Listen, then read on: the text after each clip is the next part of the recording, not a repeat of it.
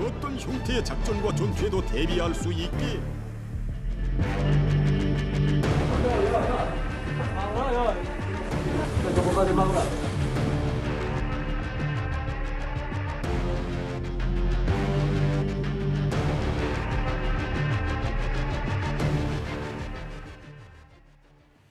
네, 뉴스업 시작하겠습니다. 북대서양 조약기구 나토 수장이 북한군의 러시아 쿠르스크 배치를 공식 확인했습니다.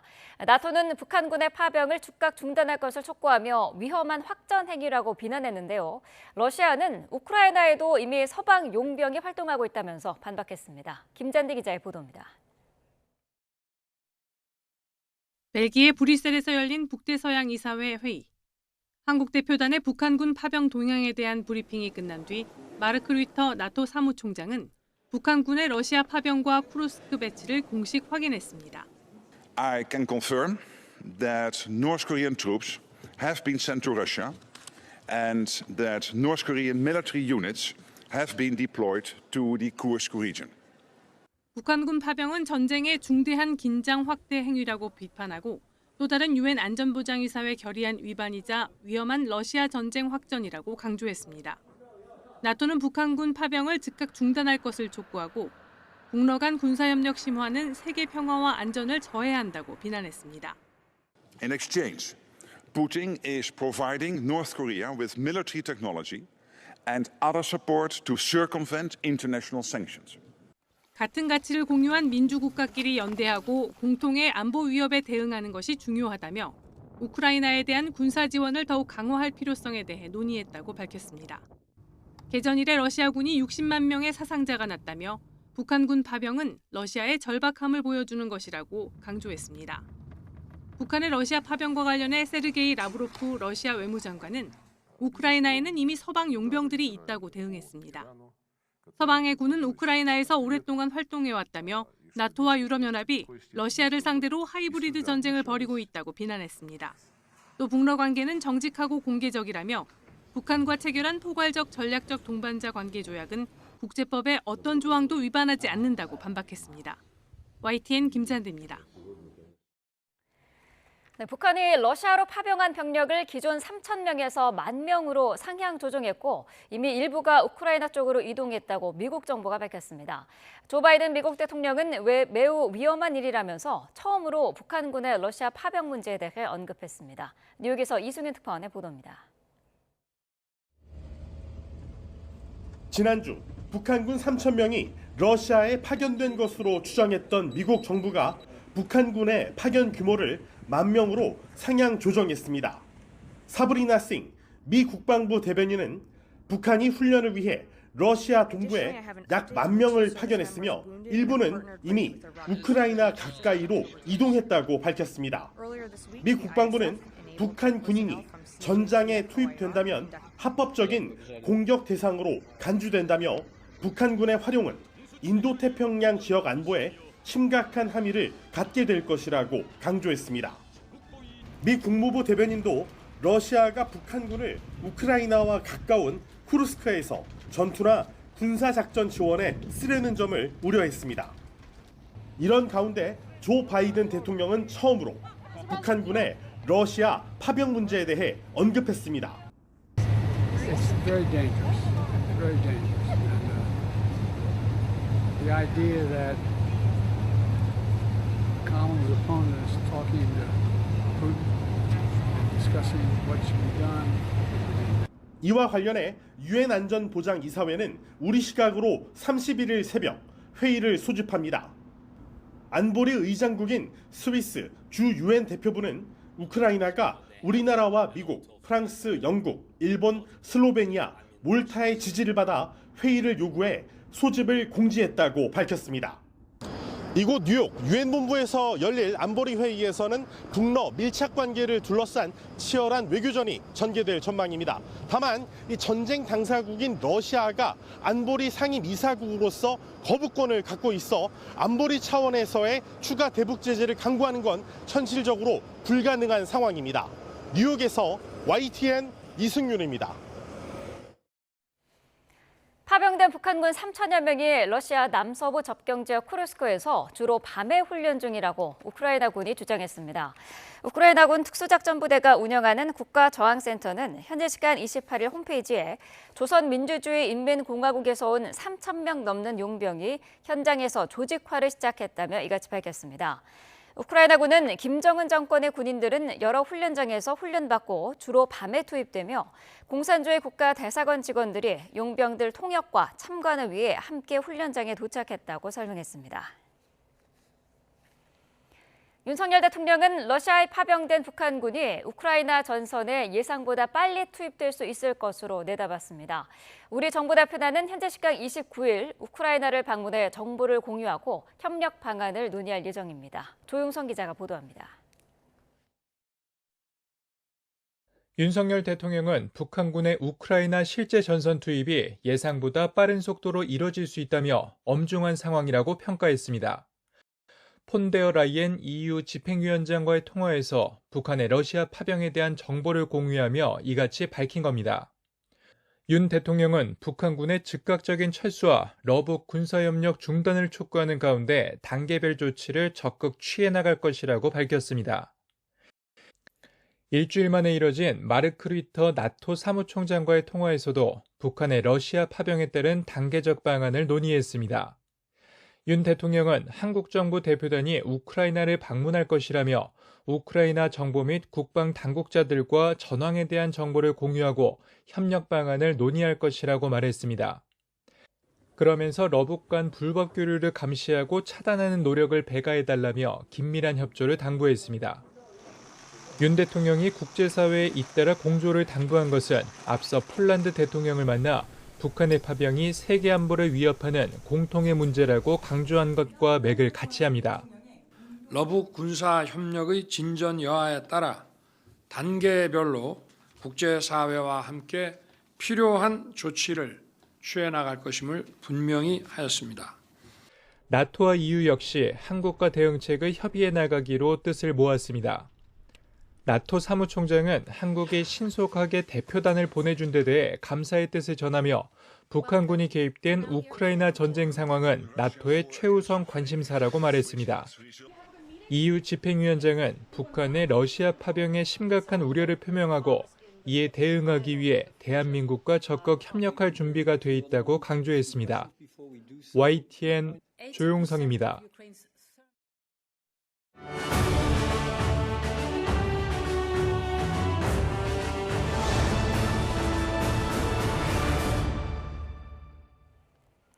네, 미국 대선 일주일 이제 남았습니다. 해리스와 트럼프 모두 선거 승패를 가를 막판 유세전에 돌입했는데요. 트럼프는 이민 정책 실패를 비판하면서 해리스에 대한 공세를 강화하고 있고, 해리스는 트럼프가 미국을 분열시키고 있다면서 민주주의를 지켜야 한다고 강조했습니다. 워싱턴 권준기 특파원입니다.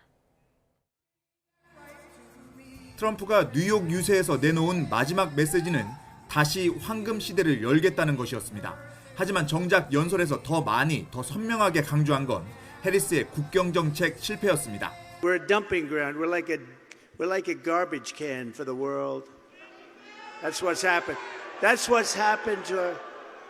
찬조 연설자들의 발언 수위는 더 높아져 해리스는 그리스도의 적이고 푸에르토리코는 쓰레기 섬이라는 표현까지 나왔습니다. There's literally a floating island of garbage in the middle of the ocean right now. Yeah. I think it's called Puerto Rico. 해리스는 트럼프가 중남미 국가를 비하하며 증오와 분열을 부추긴다며 히스패닉 유권자들의 표심을 호소했습니다. 백악관 앞에서 펼칠 유세에서는 마지막 캠페인 메시지로 트럼프는 민주주의의 적이라는 점을 강조할 계획입니다. Trying to have Americans point their finger at each other. Fans the fuel of hate and division. And that's why people are exhausted with him. 사전 투표를 실시한 바이든은 우리가 이길 것 같다며 승리를 자신했습니다. 트럼프의 막말을 겨냥해서는 대통령의 자질이 부족하다고 비판했습니다. Most presidential scholars I've spoken to talk about the single most consequential thing about a president's character. 해리스 부통령은 당선 확률이 트럼프에게 7%포인트 밀린다는 통계학자 분석을 지지자들에게 뿌리며 표결집을 시도했습니다. 전국 지지율은 마지막까지 박빙인 가운데 유권자 10명 중 7명은 트럼프가 선거에서 질 경우 결과를 승복하지 않을 것 같다고 응답했습니다. 워싱턴에서 YTN 권윤입니다. 네, 이렇게 미 대선이 일주일 앞으로 다가왔지만 초접전 대결이 펼쳐지고 있는 대선 판도는 아직 안개 속입니다. 막판까지 초접전 양상이 이어지는 가운데 미 대선의 변수는 어떤 것이 있을까요? 워싱턴 홍상희 특파원입니다.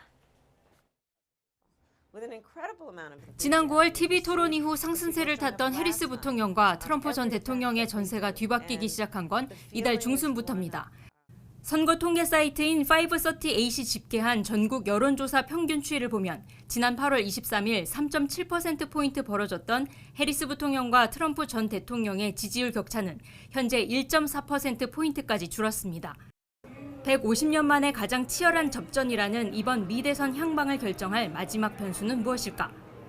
먼저 해리스 부통령에게는 이탈 조짐을 보였던 라틴계와 흑인 남성의 표심을 돌려야 할 가장 큰 과제가 남아 있습니다. 최근 라틴계 유권자의 49%와 흑인 남성의 26%가 트럼프를 지지한다는 여론조사가 나오면서 이들에 대한 공략에 총력을 기울이고 있습니다. Sadly, only 1% of teachers in public schools are black men. We don't pay teachers enough. Right. Student loan debt is an issue, and thinking about how we create incentives to actually recruit and retain more black men as teachers. 이스라엘 하마스 전쟁과 이란과의 갈등으로 긴장이 높아지고 있는 중동 사태도 남아있는 미 대선의 변수입니다. 중동 긴장 악화로 미시간주에서 아랍계 유권자들이 이탈할 경우 해리스 부통령이 반드시 지켜야 하는 러스트벨트가 흔들릴 수 있기 때문입니다. 기록적인 사전투표율도 이번 대선의 변수입니다. 이미 4,100만 명 이상이 사전투표를 마친 가운데 과거와 달리 경합주에서 공화당 성향 유권자들의 사전투표도 늘고 있어 유불리를 예측하기 어렵게 됐습니다. We're bringing back the American dream. So you need to get out and vote. Get your husband off the couch. The football game doesn't mean a damn thing. You got to get out and vote. 초접전의 대결이 이어지면서 이번 대선 결과를 가를 가장 큰 변수로 꼽히는 건 부동층의 향방입니다. 대선이 가까워질수록 지지층의 결집은 더 두드러질 것으로 보입니다. 역사상 가장 박빙의 승부 속에 해리스 부통령과 트럼프 전 대통령 모두 부동층의 표심을 얻기 위한 경쟁에 사활을 걸고 있습니다. 워싱턴에서 YTN 홍상입니다. 네, 이렇게 선거가 초접전으로 예상되면서 부정선거 이슈도 관심이 커지고 있습니다. 4년 전에도 선거 부정 시비가 일었는데요. 자세히 살펴보겠습니다. 네, 지난 2020년 대선을 얼룩지게 한 부정선거 논란입니다. 당시 조 바이든 후보자가 당선되자 트럼프 지지자들이 개표에 조작이 있었다면서 선거 부정 의혹을 제기한 건데요. 일부 지지자들은 선거에 불복해 의회를 습격하기도 했습니다. 미 대선에서 부정선거 의혹이 나오는 가장 큰 이유는 투표가 끝나고 개표가 완료될 때까지 시간이 걸리기 때문입니다. 특히 주요 경합제에서는 최종 승자가 선언될 때까지 며칠이 소요되기도 하는데요. 이 과정에서 빈번하게 부정선거 논란이 불거지는 겁니다. 그래서 주요 경합주 선거 당국은 혹시 모를 시비를 차단하기 위해서 각별히 신경을 쓰고 있습니다. 자, 먼저 콜로라도주 한 지역부터 살펴보겠습니다. 더글라스 카운티에서는 투표용지를 넣는 우편함을 곳곳에서 24시간 생중계하는 방안을 마련했습니다. 자, 지금 보시는 그림들이 선거관리위 홈페이지에서 각 지역에 있는 우편함을 비춘 화면을 볼 수가 있는 그런 화면이고요. 다음은 애리조나주 피널 카운티입니다. 4년 전 인쇄 오류가 있는 투표용지가 유권자에게 발송돼 거센 부정선거 시비에 휘말린 적이 있었는데요. 이번에는 특별히 16,000여 평 규모의 새로운 선거본부를 마련했습니다. 360도로 촬영이 되는 보안 카메라 10여 대를 투표소에 배치했고 이를 통해 시민들이 언제든 이곳을 찾아 투표 현장을 점검할 수 있도록 했습니다. 특히 투표함에 GPS를 부착하고 이동 위치를 실시간으로 공개하는 신기술도 도입하기로 했습니다. 자, 치열한 경합이 벌어지고 있는 조지아주 풀턴 카운티에서는 아예 전면 개방된 대형 창고를 새로 지었습니다. 사무실 등에서 진행했던 4년 전과 달리 칸막이를 아예 없애 모두가 개표와 집계 과정을 볼 수 있게 한 점이 특징입니다. 애초에 부정선거 의혹을 차단하려고 애쓰는 모습인데요. 이런 시도들이 이번에는 효과를 낼 수 있을지 지켜봐야 할 것 같습니다.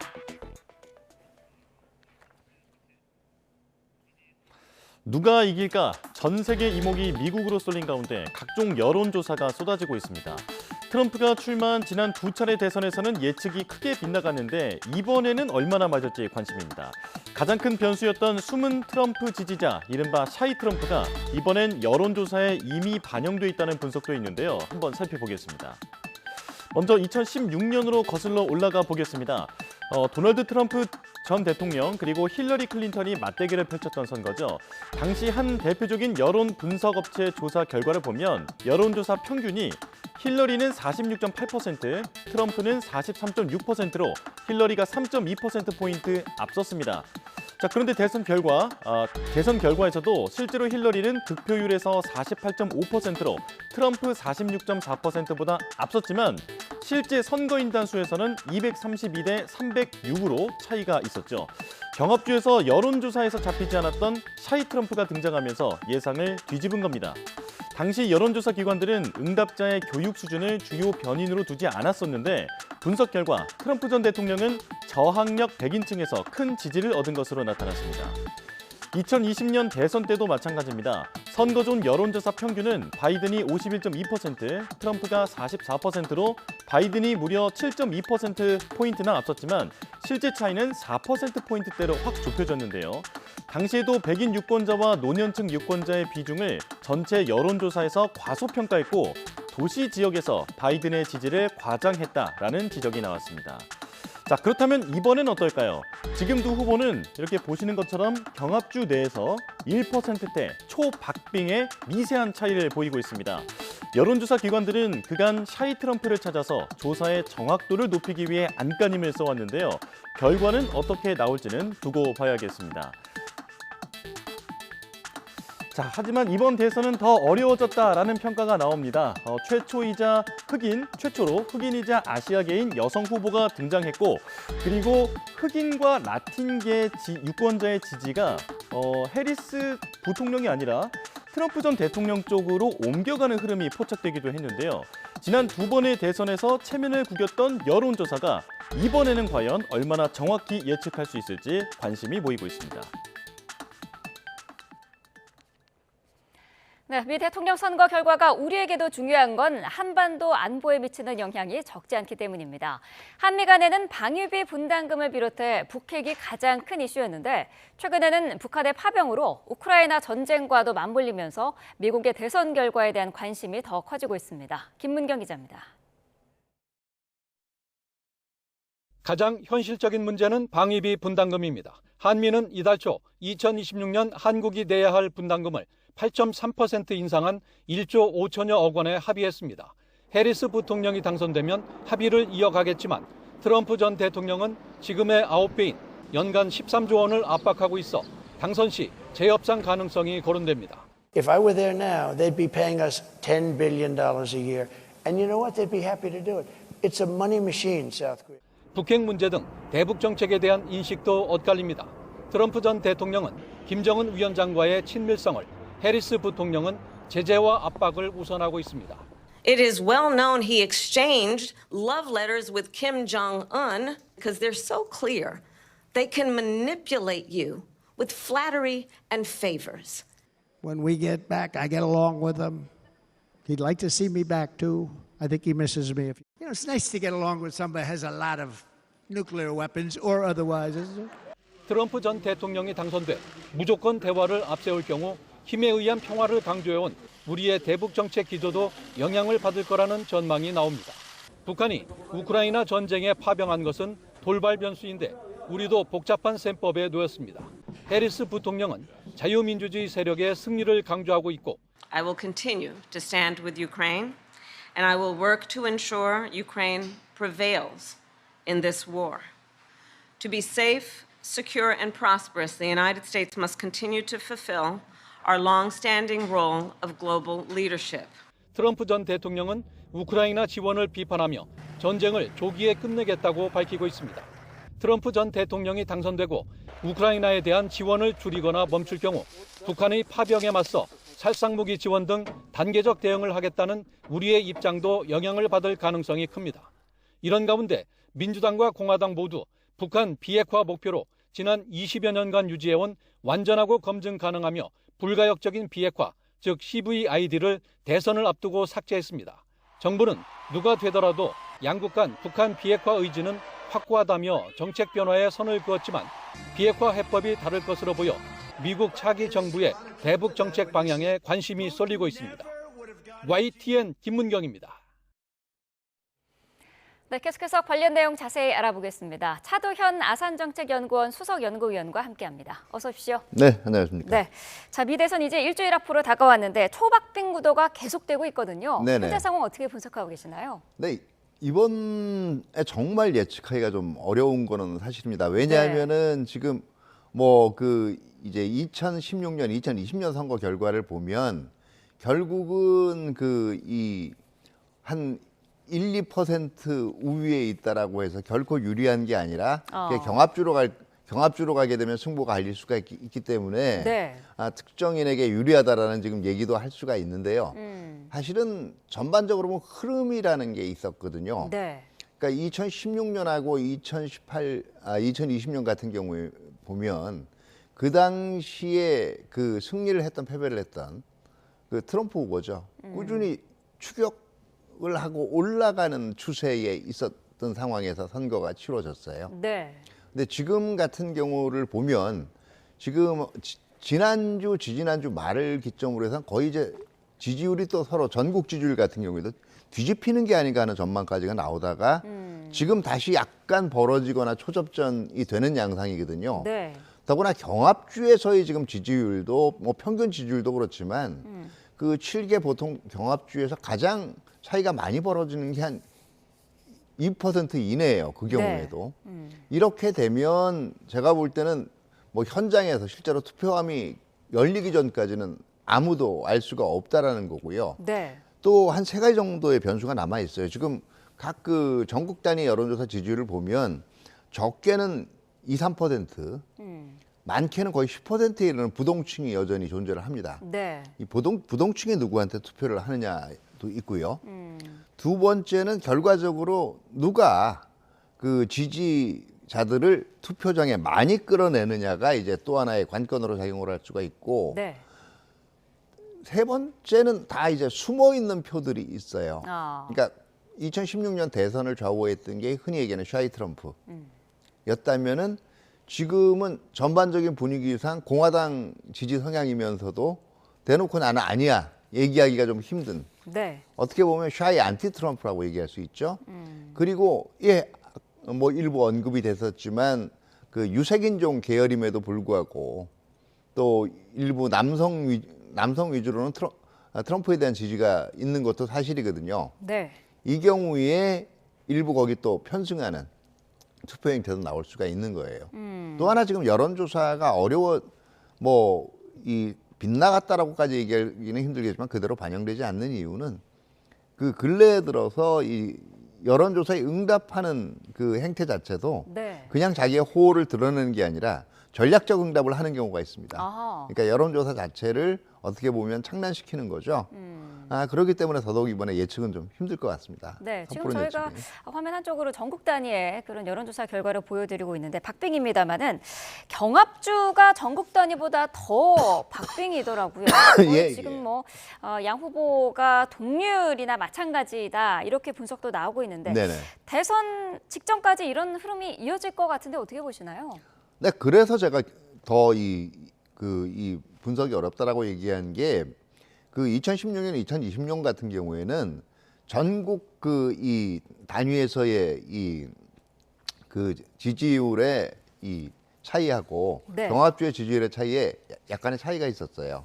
다시 말해서 경합주에서는 2016년 같은 경우에 상당 부분 그 당시 트럼프 후보가 선전을 하고 있었기 때문에 네. 결과적으로는 예상 밖의 결과들도 나왔던 거죠. 그런데 지금은 전국 단위 그 투표율하고 경합주 평균 전국 단위 지지율하고 경합주 평균 지지율이 거의 비슷해요.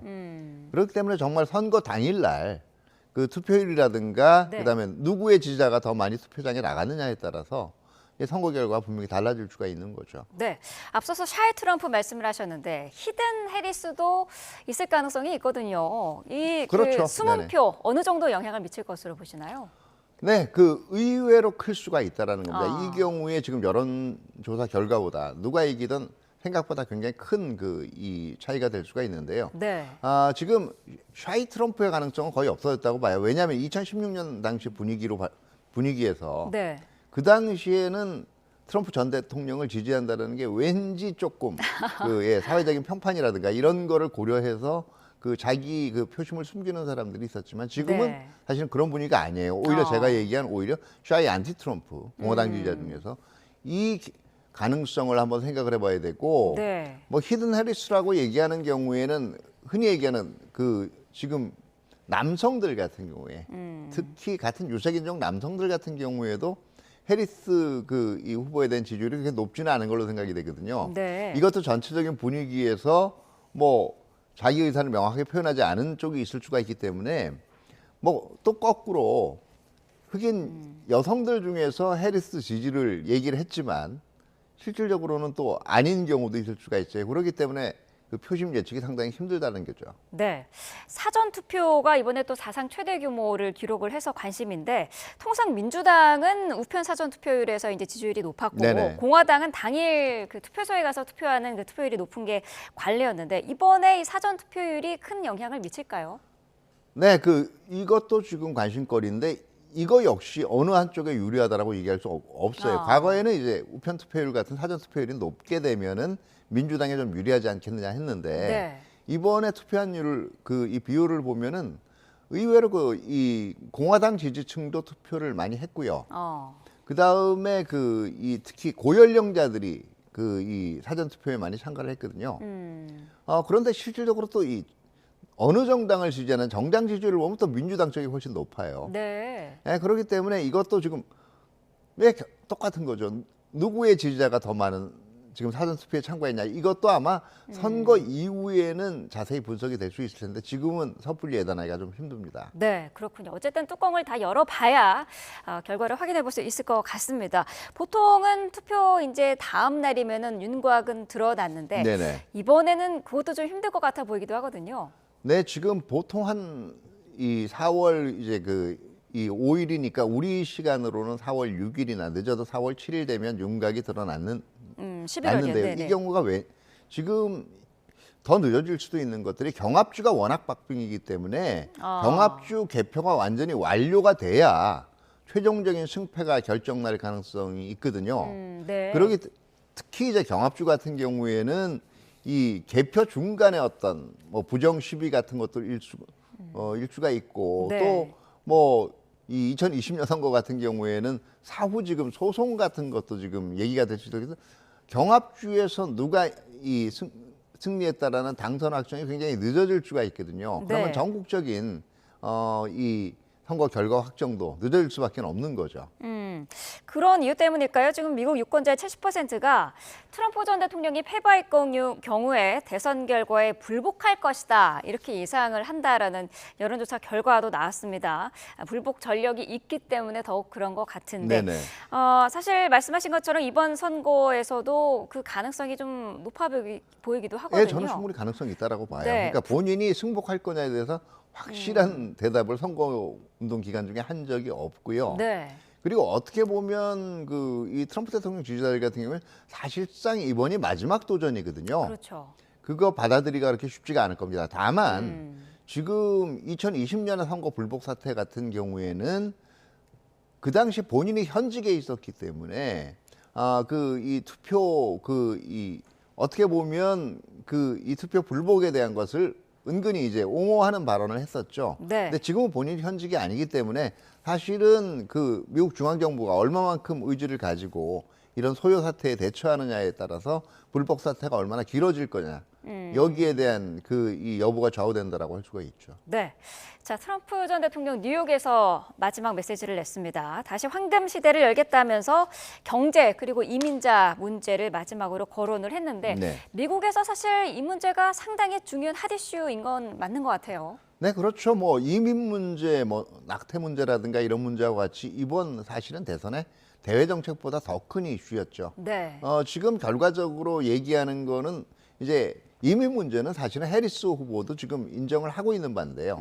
다만 이거 자체를 전면적이고 그 다음에 철저하게 통제를 하는 쪽으로 가느냐, 네. 아니면은 이제 이 선별적으로 이걸 처리를 하느냐의 문제에 따라서 지금 입장이 갈리고 있는데요. 결국 이 누가 되느냐에 따라서 앞으로 이민 정책 부분도 상당히 큰 폭의 이동을 할 가능성이 있습니다. 네, 해리스 부통령도 이제 곧 마지막 메시지를 낼 예정인데 어떤 부분에 초점 맞출 것으로 보시나요? 네, 결국은 두 가지 정도의 메시지일 것 같아요. 첫 번째는 자신이 화합을, 그러니까 미국을 오늘날의 미국을 만들어낸 자신만 화합을 이룰 수 있다라는 거고, 네. 두 번째가 결국 미국 민주주의의 위기를 막아야 된다. 결국 선거운동 기간은 나왔지만 트럼프 전 대통령이 다시 돌아올 경우에 상당한 이 각종 권력 기관 간의 견제와 균형이 어그러질 수 있다라는 것이 이 해리스 후보가 강조해온 바이기 때문에 한 두 가지 정도의 아마 메시지를 집중적으로 내지 않을까 생각이 됩니다. 네, 해리스 부통령은 미국의 화합을 얘기할 것이다라고 말씀을 해주셨는데 해리스도 사실 최근에 상대방에 대한 비방의 수위를 높이고 있고 그렇죠. 트럼프는 워낙에 뭐 그런 부분은 좀 자극적인 표현을 많이 사용해 왔는데 후보들의 이런 자극적인 표현이나 비방에 대해서는 어떤 평가를 하실 수 네, 있을까요? 이게 선거 막판이 돼도 구도가 확실하게 드러나지 않고 사실은 양 후보가 이번에 정책을 내놓은 것들 자체가 좀 어떻게 보면 뭐 그럴듯한다 얘기하지만 구체화되지 않은 양쪽 다 정강 정책이 네. 그런 측면들이 있어요. 그러다 보니까 정책 선거로 가기보다는 지금 막판으로 갈수록 지금 상대방에 대한 어떤 약점을 잡는다든가 네. 아니면 상대방의 이 대한 어떤 인신공격성 발언들이 점점 나오고 있는데 이것도 이번 선거에서의 또 하나 특징이라고 볼 수 있고 이게 결국은 누가 돼도 상처가 상당 부분 남을 수밖에 없는 거죠. 트럼프 대통령 같은 경우에 아마 이게 전 대통령 같은 경우는 불복의 여파가 굉장히 클 수가 있는 거고요. 네.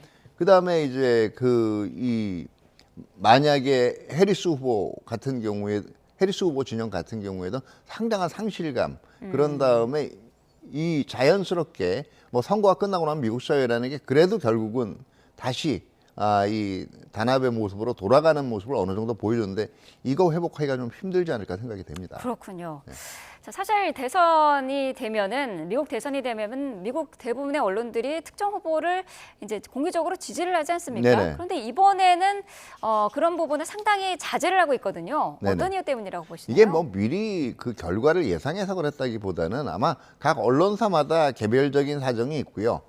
그리고 또 하나는 아마 지금 이 전반적으로 선거 결과가 초박빙으로 흐르고 있다라는 거예요. 왜냐하면 어느 정도는 예견을 하고 지금 과거에는 갔단 말이에요. 이게 네.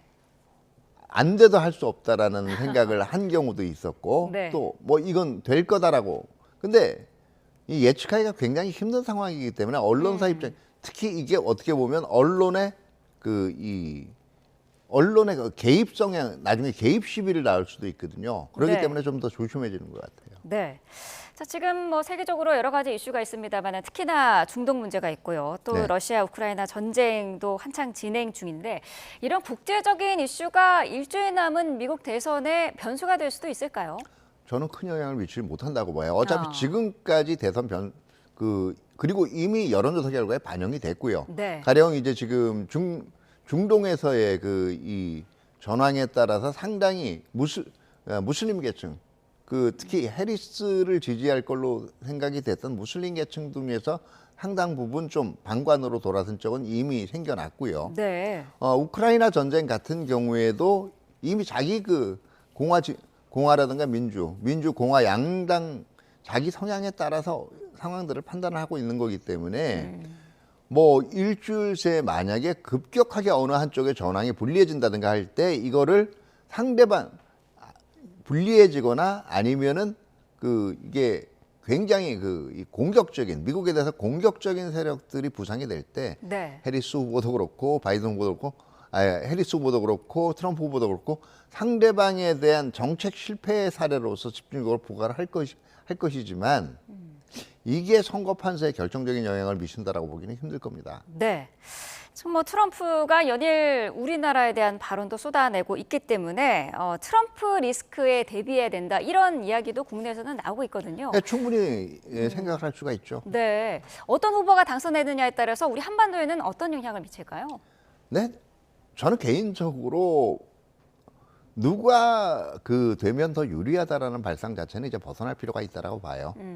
왜냐하면 기본적으로 뭐 선거운동 과정 중에 나온 발언들만 보면 그래도 해리스 후보가 조금 더 그 동맹의 결속에 대해서 긍정적이고 뭐 트럼프 후보 같은 경우에는 경제 분야에 관련된 한 동맹도 경쟁자나 적으로 보는 발언들을 서슴지 않았기 때문에 네. 이게 안보 공약에도 그대로 영향을 미칠 수 있을까 생각을 하고 있는데 적어도 트럼프 전 대통령의 이 주장에 동조하는 미국 유권자들이 절반 정도 되고 있다는 현실을 알아야 된다는 거죠.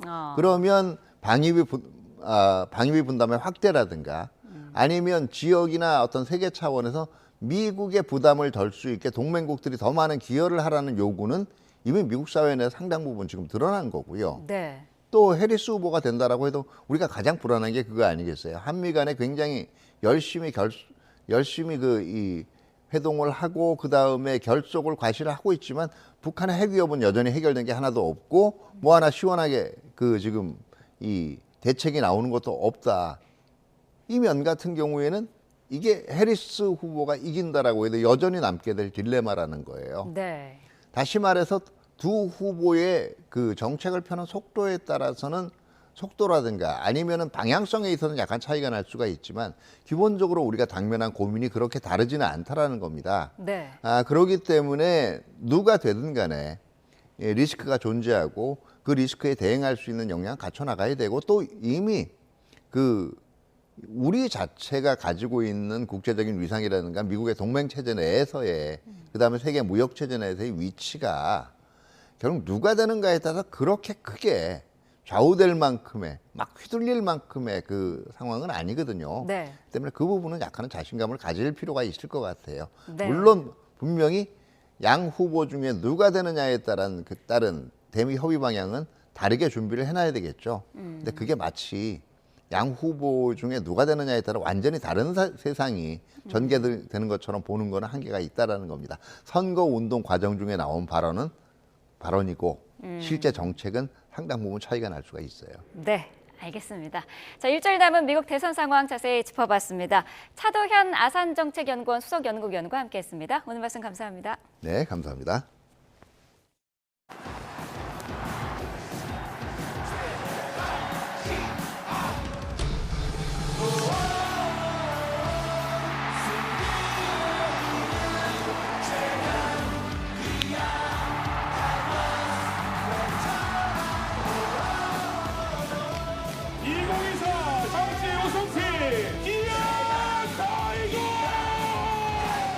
광주에서 이렇게 첫 번째 우승을 할 수 있어서 무한한 영광이라고 생각합니다.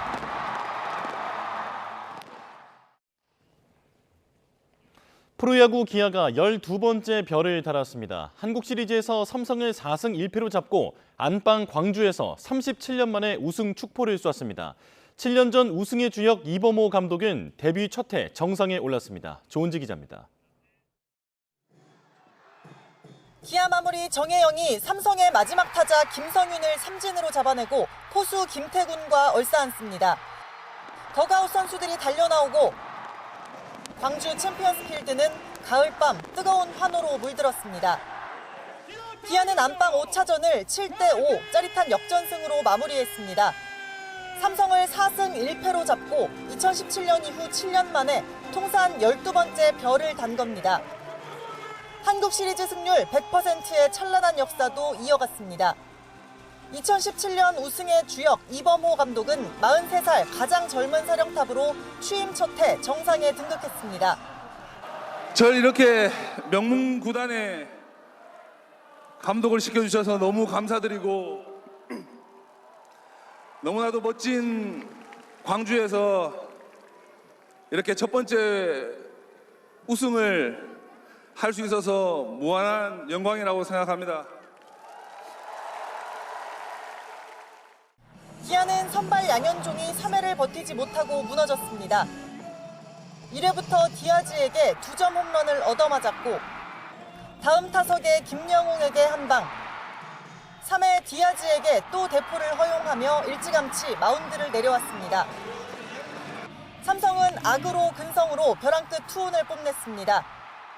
안방마님 강민호의 부상 이탈 속에도 4회 투아웃 만루 위기를 무사히 넘겼지만 거기까지였습니다. 석점을 뒤지던 기아는 5회 말 최영우의 솔로 홈런에 김윤수의 폭투를 틈타 5대5 동점을 만들었습니다. 그리고 6회 베테랑 김태군이 때린 행운의 안타가 결승점이 됐습니다. 8회 초 만루 위기를 무사히 넘긴 기아는 박찬호의 2루타로 세기점을 뽑으며 승리의 마침표를 찍었습니다.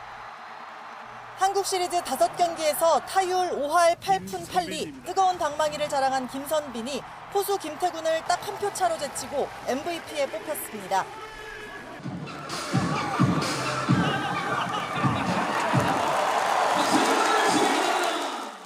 중립구장인 잠실에서 또 원정 경기에서 우승 축포를 쏘았던 기아는 무려 37년 만에 광주 안방에서 우승 뒤풀이를 만끽해 기쁨을 더했습니다. 광주에서 YTN 조은지입니다. 한국 시리즈 MVP는 6칸에 가까운 타율로 우승을 이끈 김선빈이 차지했습니다. 혼신의 19승부로 삼성 에이스 원태인을 무너뜨리는 등 시리즈 내내 공격과 수비 모두 리더 역할을 해냈습니다. 양시창 기자입니다. 투 스트라이크로 몰린 상황. 김선빈이 계속해서 방망이를 돌려 원태인의 공을 쳐냅니다. 무려 19까지 가는 승부 끝에 담장을 때리는 2루타를 만들어냅니다. 이번 시리즈의 백미 중 하나이자 김선빈의 활약상을 함축하는 장면. 상대 투수의 투구수를 급격히 늘리면서 심리까지 무너뜨린 장타 이상의 효과를 불러온 한 타석이었습니다. 적극적인 타격을 했는데 또 그게 좀 빗맞아서 파울이 좀 많이 됐던 게 오히려 원태인 선수를 좀 힘들게 하지 않았나 생각하고 있습니다. 김선빈의 이번 한국 시리즈 5경기 타율은 무려 5할 8푼 8리. 17타수 10안타의 맹타를 휘둘렀는데 2루타 3개와 3루타 1개 등 장타도 4개나 뽑아냈습니다. 애초 6번 타순에서 하위 타선 공격을 주도하다가 최영우가 빠진 4차전부터 2번 타순으로 올라와 공격의 천병이자 해결사 역할까지 완벽하게 수행했습니다. 수비에서 고비마다 상대 공격 흐름을 끊으며 든든하게 내야 중심을 잡은 점도 김선빈의 숨은 공로입니다.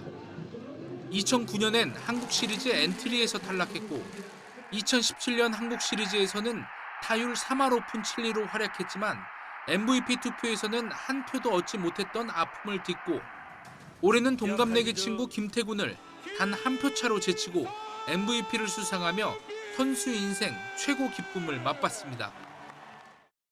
키 작은 선수는 뭐가 안 된다 이런 편견이 진짜 많았었는데 제가 지금까지 프로 생활을 해오면서 그 편견을 깨트려서 너무 기분이 좋고요. 그 편견을 깨트린 게 오늘 한국 시리즈 MVP를 받은 거라고 생각합니다. 대표적인 기아의 원클럽맨인 작은 거인 김선빈은 이제 기아 역사에도 영원히 이름을 남기게 됐습니다.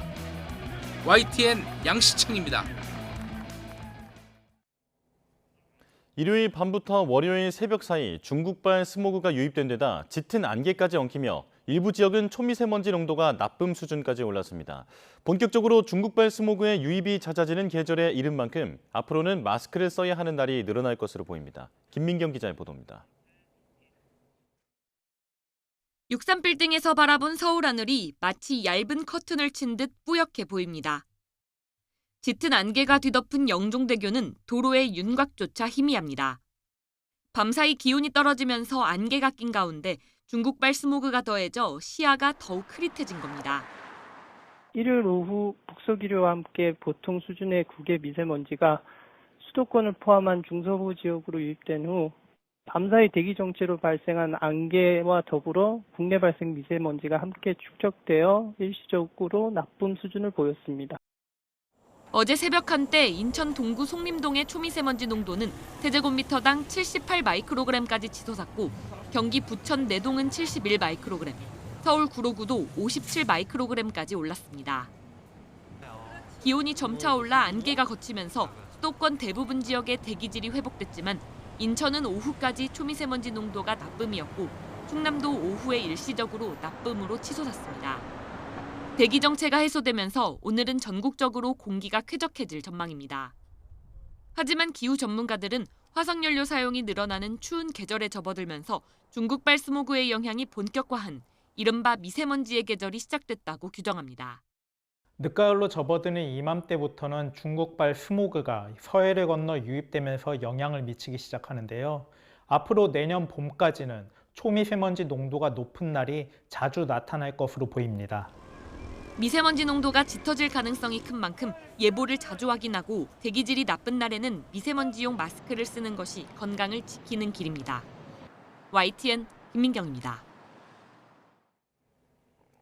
경기도 양평에서 술을 마신 운전자가 중앙선을 넘으면서 2명이 다쳤습니다. 성남에서도 넘어진 트럭이 반대편 차선을 달리던 차량 넉 대를 들이받아 5명이 다쳤습니다. 사건 사고 소식 신규혜 기자가 보도합니다.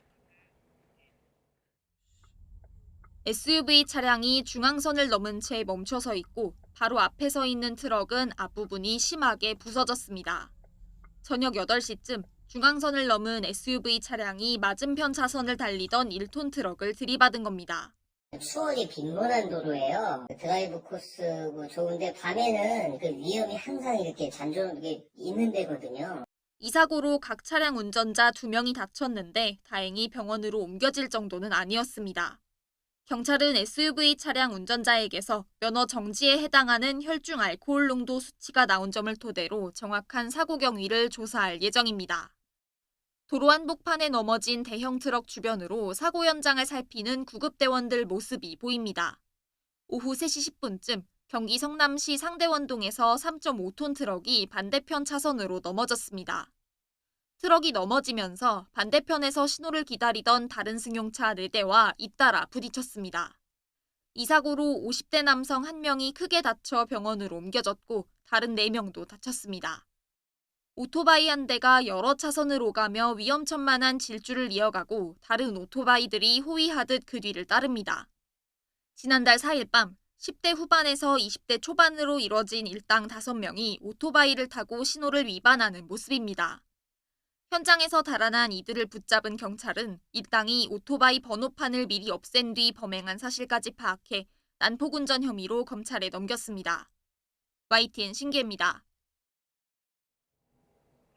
이재용 삼성전자 회장의 부당 합병 재판 항소심에서 검찰과 이 회장 측이 삼성물산과 제일모직 사이 합병의 목적 등을 두고 공방을 벌였습니다. 서울고등법원은 어제 이 회장 항소심 공판기일을 열고 삼성물산과 제일모직 합병의 배경과 목적 등 쟁점을 심리했습니다. 검찰은 이재용 회장 승계 목적으로 합병이 진행됐음에도 그런 사실을 숨기고 마치 삼성물산의 사업적 필요성이 목적인 것처럼 가장했다고 주장했습니다. 반면 이 회장 측은 이미 원심이 합병 목적이 승계에만 있다고 단정할 수 없다고 판단했다면서 검찰은 사업적 필요성이 없었다는 주장을 하지 못하고 있다고 반박했습니다. 앞서 이 회장은 합병 과정에서 최소 비용으로 경영권을 안정적으로 승계하고 지배력을 강화할 목적으로 미래전략청이 추진한 각종 부정 거래와 시세 조정, 회계 부정 등에 관여한 혐의로 기소됐습니다. 안내를 받지 못해 보상을 받지 못한 순직 군인 유족이 국가를 상대로 소송을 냈지만 불법이 아니라 불친절로 인해 보상받지 못한 거라 손해배상은 어렵다는 법원 판단이 나왔습니다. 서울중앙지방법원은 순직한 손모 소위 유족이 국가를 상대로 낸 손해배상 청구 소송에서 원고 패소로 판결했습니다. 재판부는 재해보상금 발생 사실을 통지하지 않은 것이 순직 군인 유족에 대한 예우의 관점에서 불친절했다고 볼 수 있다면서도 담당 공무원이 불법 행위를 저질렀다고 평가하기는 어렵다고 설명했습니다.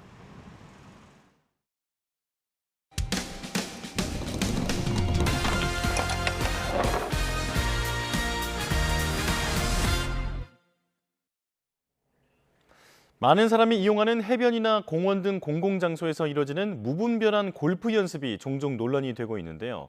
이번엔 국화 전시회 관람객이 몰린 강원 삼척해변에서 골프 연습을 하는 모습이 포착돼 눈살을 찌푸리게 하고 있습니다. 송세혁 기자가 취재했습니다. 지난 주말 낮 삼척해변. 한 여성이 백사장 위에 골프공을 놓고 골프채를 휘두릅니다. 옆에 있던 남성은 자세를 가르치며 시범을 보입니다. 강한 스윙에 골프공은 해변 곳곳으로 날아갑니다.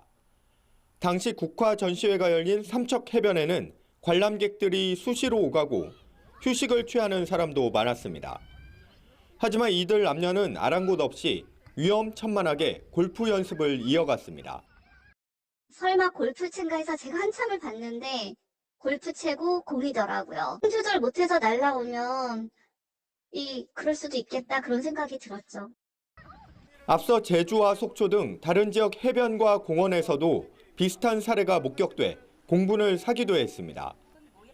이렇게 공공장소에서 무분별한 골프 연습이 잇따르고 있지만 이를 단속할 마땅한 법적 근거는 없습니다. 제재를 하면은 뭐 법에 그런 규정이 있느냐 이런 식으로 또 따져 물으시는 분들도 계시고 이러니까. 이번 22대 국회에서도 공공장소에서 골프 연습을 금지하고 이를 어기면 최대 100만 원의 과태료를 부과하는 법률 개정안이 다시 발의됐지만 아직 통과되지 않았습니다. YTN 송세혁입니다. 제네시스 챔피언십 연장전에서 패해 라커룸 문을 파손했던 김주영이 고의로 한 게 아니라는 입장을 밝혔습니다. 김주영은 자신의 SNS를 통해 연장 패배 뒤 좌절한 것은 틀림없는 사실이지만 라커룸을 고의로 손상한 것은 결코 아니라고 전했습니다. 이어 월드투어와 KPGA에 연락해 라커룸 문이 손상된 사실을 전했다며 또 그와 관련한 비용을 지불하겠다는 의사도 밝혔다고 설명했습니다.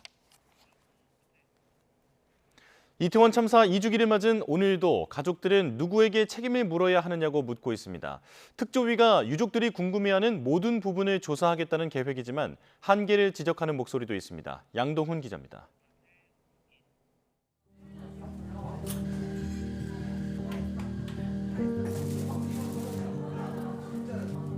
어릴 적 아이들에게 해주던 마음으로 샌드위치를 만듭니다.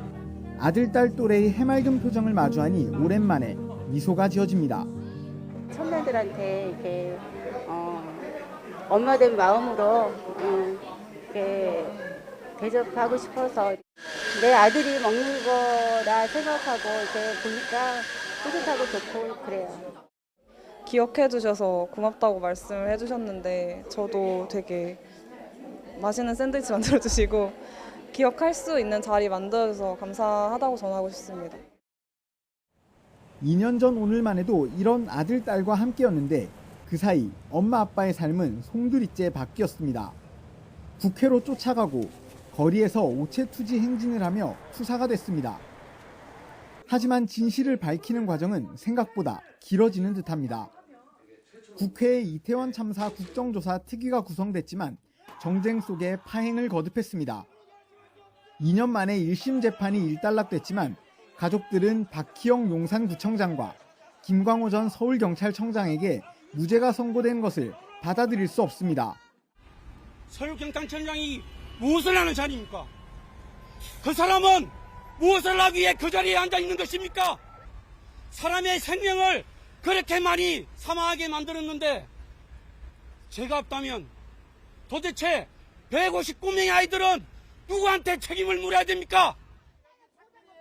유족은 이제 특별조사위원회가 국회와 법원이 주지 못한 답을 달라고 말합니다.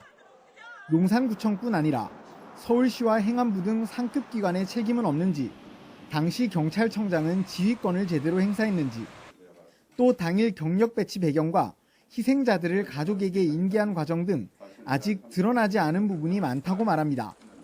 법적으로 무죄라고 해서 그 사람들이 전혀 책임이 없다는 건 아니고 굳이 형사 책임만을 염두에 두고 하지 않고 굉장히 다양한 그런 책임 문제를 밝히는 그런 사실관계 진상규명을 하겠다. 하지만 직권조사 권한이 없는 점 등 특조위의 한계를 지적하는 목소리도 나오는 가운데 가족들은 지금도 2년 전 그 자리에서 책임은 누구에게 물어야 하냐고 묻고 있습니다. YTN 양동훈입니다. 이태원 참사 2주기를 맞아 참사 현장 등 서울 시내 곳곳에서 추모 행사가 열립니다. 오늘 오전 11시 국회 의원회관에서 이태원 참사 2주기 진실과 기억 추모식이 진행됩니다. 참사 유가족과 생존자가 참여해 발언하고 우원식 국회의장과 여야 지도부가 모두 참석합니다. 참사 당일 112 신고가 처음 접수됐던 시각인 오후 6시 34분에는 이태원역 1번 출구 앞 참사 현장에서 유가족 생존자들의 이야기를 담은 구술 기록집을 함께 읽는 행동 독서회가 시작됩니다. 오후 7시에는 인근 녹사평역 광장에서 시민들과 유가족의 추모 메시지를 낭독하는 문화제가 열립니다. 경찰이 헬로윈 주간 경찰복 코스튬에 대한 집중 단속에 나섰습니다. 경찰청은 지난 25일부터 다음 달 3일까지 헬로윈 주간을 맞아 경찰복이나 장비와 유사한 제품의 유통과 사용을 막기 위해 온라인 모니터링을 강화했다고 밝혔습니다. 주요 온라인 판매업체 54곳과 중고거래 사이트를 중점적으로 단속하며 위법 행위 적발 시 수사 의뢰할 방침입니다. 10월 29일 뉴스업 주요 일정 정리합니다. 이태원 참사 2주기를 맞아 159명의 희생자를 추모하고 유가족과 생존 피해자들의 위로의 마음을 전하는 추모제가 오늘 국회에서 열립니다. 국민의힘 추경호, 더불어민주당 박찬대 원내대표와 조국혁신당 조국 대표가 참석합니다. 국민의힘과 정부가 협의회를 열고 이번 정기국회 처리를 목표로 하는 민생 입법 과제를 점검합니다. 민생 경제 살리기와 민생 직결 입법 과제를 중점 논의할 예정입니다. 마약류를 상습 투약한 혐의로 1심에서 법정 구속된 배우 유아인 씨의 항소심 첫 공판이 오늘 열립니다. 180차례에 걸쳐 의료용 프로포폴 등을 상습 투약한 혐의 등으로 기소된 유 씨는 1심에서 징역 1년에 벌금 200만 원을 선고받았습니다. 뉴스업 주요 일정이었습니다. 북한군 병력이 우크라이나와 러시아 전선에 배치된 가운데 최선희 북한 외무성이 러시아 방문길에 올랐습니다. 조선중앙통신은 최 외무성 일행이 러시아를 공식 방문하기 위해 어제 평양을 출발했다고 보도했습니다. 최 외무상의 이번 러시아 방문에는 우크라이나전 파병에 대한 외교적 대응책과 지난 6월 체결한 포괄적 전략적 동반자 관계 조약 비준서를 교환하는 문제 등과 함께 김정은 국무위원장의 러시아 방문도 협의할 가능성이 제기됩니다. 북한의 파병설과 이를 둘러싼 정보 대응이 여야 정치권에서도 쟁점으로 떠오르고 있습니다. 민주당은 정부의 군 참관단 파견 검토에 전쟁 놀이를 하느냐고 비판했고 국민의힘은 야당이 안보마저 정쟁에 활용한다고 반발했습니다. 이준엽 기자입니다. 민주당 이재명 대표는 러시아 파병설이 불거진 북한을 향해 살 길은 그것 말고도 많다며 당장 철회할 것을 요구했습니다. 국가정보원 분석관이나 군의 참관단을 보내는 안을 검토하는 것으로 알려진 우리 정부를 향해서도 전쟁 놀이를 하느냐고 날을 세웠습니다. 파병을 위해 국회 동의를 얻는 절차까지 우회해가며 행여 한반도의 전쟁을 획책하려는 것 아니냐고 의심의 눈길을 거두지 않았습니다. 포로가 된 북한 장병들, 대한민국 국정원 직원들이 신문을 하다 무슨 문제라도 생길 경우에 그 파장을 대체 어떻게 감당할 겁니까? 반면 국민의힘은 민주당이 북한의 참전 위기에 비판의 화살을 엉뚱하게 정부 여당에 돌리고 있다고 맞섰습니다. 북한 김정은 정권의 도발이 안보 위기를 초래할 수 있는데도 야당이 이를 정권 퇴진 공세에 이용만 한다는 겁니다. 이어 지금은 여야가 손을 맞잡고 김정은 정권 규탄 결의안을 처리하고 여야가 하나로 뭉쳐서 민생 안보 현안을 해결할 때라고 목소리를 높였습니다. 북한의 평화, 세계 평화를 해치는 대한민국의 국익과 안보를 해치는 참전에 대한 규탄에 더불어민주당이 동참해 주실 것을 요청드립니다. 앞서 국정감사 도중 국민의힘 한기호 의원이 문자메시지로 신원식 대통령실 국가안보실장에게 북한군 폭격을 제안한 것을 두고도 여야 공방이 계속됐습니다. 민주당은 한 의원이 국가안보와 한반도의 평화 수호라는 국회의원 본분을 망각하고 오히려 전쟁 사주에 가까운 행위를 했다며 제명 결의안을 제출한 반면 외환 유치죄? 라는 아주 심각한 형법상 범죄 행위로 저희들은 보고 있어서 그 부분에 대해서 심각하게 대응을 하겠다는 말씀을 드리겠고. 한 의원은 기자회견을 열어 북한군을 북괴군으로 칭하고 이들을 타격해 심리전을 하자는 게 무슨 잘못이냐며 민주당이 북한을 돕기 위해 선동하고 있다고 반박했습니다. 북한에게는 아무 말도 못하면서 이를 막기 위한 사견을 말한 것을 민주당 전체가 나서서 규탄하는 것이 국민들 보시기에 부끄럽지 않습니까? 북한의 러시아 파병을 둘러싼 정치권 공방은 결국 윤석열 정부의 대북 정책과 맞물려 향후 미국 대선을 겨냥한 북한의 도발 수위에 따라 전국 최대 쟁점으로 떠오를 가능성도 배제할 수 없습니다. YTN 이준엽입니다. 특별감찰관 추진 문제를 두고 여당 내 파열음은 계속되고 있습니다. 친한계는 공개 의총을 열자며 압박 수위를 끌어올렸고 친윤계는 스스로 당을 파괴하는 행위라고 맞받았는데 계파 갈등이 공식 회의석상에서까지 표출되고 있습니다. 박정현 기자입니다. 대통령 친인척을 관리하는 특별감찰관 임명 문제를 두고 국민의힘 지도부 회의에서 충돌이 빚어졌습니다. 친한동원계는 특별감찰관 임명을 북한 인권재단 이사 추천과 연계지은 건 당론이 아니라며 기존 친윤계 주장을 조목조목 반박했습니다. 민주당이 야당목 특별감찰관 추천에 협조하지 않으면 어떡하느냐는 지적에도 야당의 특검 주장이 정략이란 걸 방증하는 게 아니겠냐고 반문했습니다. 정체성을 들먹이거나 무용론을 외치는 걸 국민들은 모두 구차한 변명으로 받아들일 겁니다. 특히 특별감찰관 추진을 놓고 의원들이 어떤 주장을 펼치는지 당원과 국민이 알 권리가 있다며 공개 의원총회를 제안했습니다. 민감한 현안을 논의하는 의총은 통상 비공개로 진행되지만 명분과 여론에서 밀릴 게 없다는 친한계 내 자신감의 표현으로 해석되는데 이에 친윤계는 불편한 속내를 감추지 않았습니다. 이견과 의견을 나누되 너무 남에게 알리지 않고 의견을 봉합해야 한다며 친한계 공개적 요구 방식에 우회적으로 불만을 드러낸 겁니다. 파괴적인 거 다시 한번 말씀드리는데 파괴적인 거는 스스로 파괴하는 건 좀 피해야 될 것 같습니다. 또 다른 친윤계 의원은 친한계의 공개의총 제안에 대꾸할 가치도 없다며 원내 사안에 원외 지도부가 관여한다는 취지로 불쾌감을 드러냈습니다. 친한계와 친윤계 간 공개 설전이 벌어진 가운데 앞서 갈등 양상을 보인 한동훈 대표와 추경호 원내대표는 공개 언급을 삼가고 있습니다.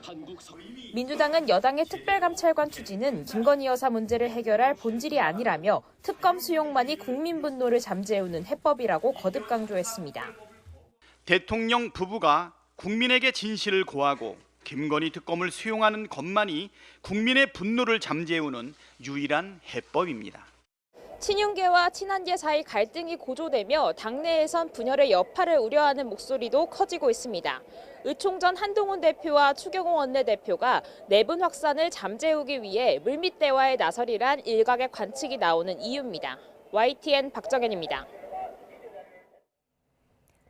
김건희 여사 공천 개입 의혹의 핵심 인물인 명태균 씨가 지난 2022년 6월 경남 창원 의창 국회의원 보궐선거 국민의힘 공천 발표를 앞두고 김 여사가 직접 언급한 녹취가 공개됐습니다. 명 씨는 공천 발표 8일 전이었던 2022년 5월 2일 여론조사 업체 미래한국연구소 직원 강혜경 씨와의 통화에서 오늘 여사님 전화가 왔는데 자신에게 고맙다며 김영선 걱정하지 말라고 했고 선물이라는 말도 했다고 언급했습니다. 명 씨는 이어 알면 난리 나고 뒤집어진다면서 입조심해야 된다고 당부했습니다. 명태균 씨가 지난 대선 경선을 앞두고 응답자 수를 부풀리는 식으로 비공표 여론조사를 조작했다는 의혹이 제기된 가운데 명 씨는 해당 의혹은 사실이 아니라고 부인했습니다. 앞서 한 언론은 2021년 5월부터 9월까지 이루어진 미래한국연구소의 비공표 여론조사 가운데 최소 8건이 응답자 수를 부풀려 가짜 샘플을 만드는 방식으로 조작됐다는 의혹을 보도했습니다. 이에 명 씨는 YTN 취재진에게 해당 의혹은 오히려 강혜경 씨가 응답자 수를 부풀린 게 아니냐며 자신이 강 씨에게 지시했다면 왜 관련 녹취가 공개되지 않았느냐고 되물었습니다. 국민의힘과 더불어민주당이 민생과제를 추진하는 민생공통공약추진협의회를 공식 출범시켰습니다.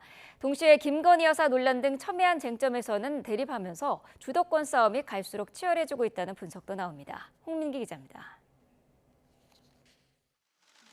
거대 양당의 정책 사령탑들이 두 손을 맞잡았습니다. 여야가 지난 총선에서 공통으로 내놓은 민생 공약을 추진하기 위해 협의체를 구성하고 첫 회의를 연 겁니다. 앞서 한동훈, 이재명 대표가 지난달 초에 열린 첫 대표회담에서 협의체 구성에 합의한 지 2달여 만입니다. 여야는 AI 산업과 국가 전력망 확충 지원 방안, 골목 상권과 지역경제 회복 지원 방안 등을 함께 추진하기로 공감대를 모았습니다. 추가 민생 공약 교환과 협의회 운영 방안, 일정 등에도 합의했습니다. 싸울 땐 싸우더라도 국민을 위하겠다며 모처럼 여야가 한 목소리를 냈지만 미묘한 신경전도 벌어졌습니다. 국민의힘은 연금개혁 논의와 북한군 러시아 파병의 공통 규탄 결의안을 요구했고 가능하면 이번에 연금 논의기구도 같이 합의해서 국민들께서 기대하시는 어떤 그런 수준의 계획안을 도출할 수 있어야 되지 않겠나 하는. 민주당은 지구당 부활과 농산물 가격 안정 대책 등도 논의 테이블에 올려야 한다고 압박했습니다. 정당 정치 활성화를 위한 제도 개선은 이미 한동훈 당대표께서도 그 필요성에 공감하고 또 천명하신 바가 있기 때문에 김건희 여사 논란과 직결된 법안 처리 문제에선 더욱 극명하게 엇갈렸습니다. 김 여사 의혹을 규명하겠다며 야당이 추진하는 상설특검 후보자 추천 방식을 두고 여당 추천목 2명을 배제하는 국회 규칙 개정안이 민주당 단독으로 법안 소위를 통과한 겁니다.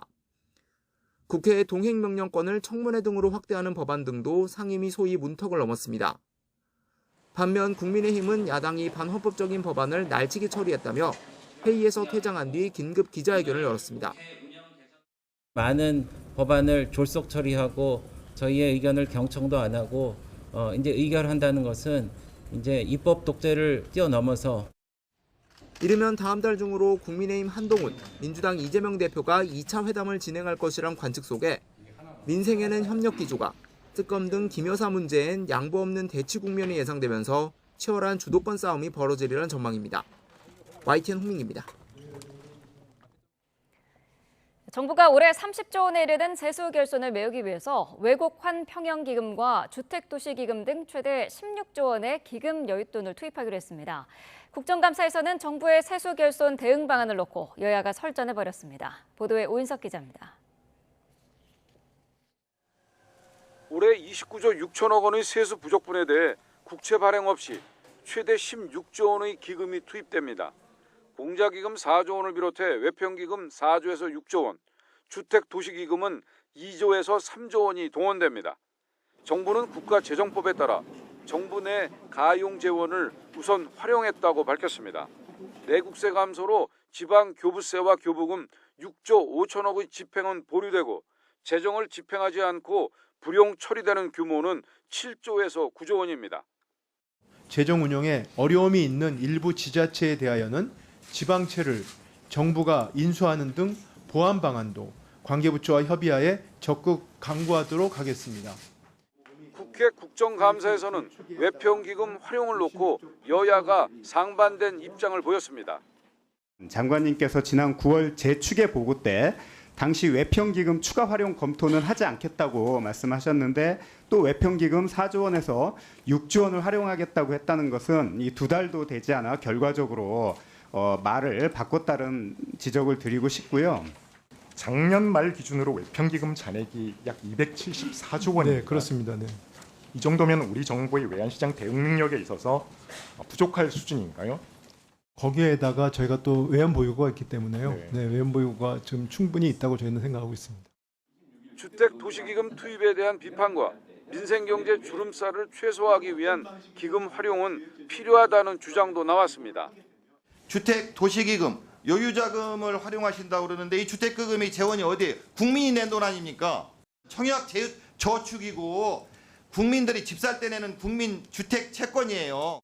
민생경제와 실물경제에 미치는 영향을 최소화하자는 게 최우선 목표이기 때문에 정부가 하는 것처럼 저는 회계기금의 가용재원을 최대한 발굴해야 된다. 최 부총리는 3분기 실질 GDP 성장률이 예상보다 약하게 나온 것에 대해 무겁게 받아들인다고 말했습니다. 경기 하방 위험이 커지고 있다면서도 올해 성장률 자체는 4분기 성장률과 무관하게 잠재 성장률 이상으로 나올 것으로 내다봤습니다.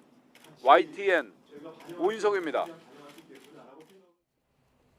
한 포기에 10,000원에 육박했던 배추 가격이 최근 하락세로 전환한 뒤 6,000원대까지 내려왔습니다.